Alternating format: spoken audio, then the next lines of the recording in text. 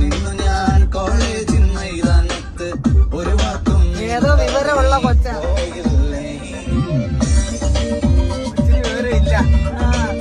വിവരമുള്ളതുകൊണ്ടാ മിണ്ടാതെ പോയത്.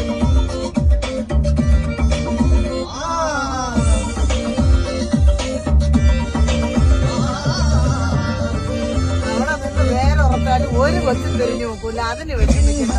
പ്രതിഷ്ഠ നേടാൻ കൊതിച്ചതാണീ നെഞ്ചം തകർത്തൊഴുക്കി വെട്ടിയിലാക്കിയില്ലേ ആ പെങ്കൊച്ചങ്ങനെ ചെയ്യും.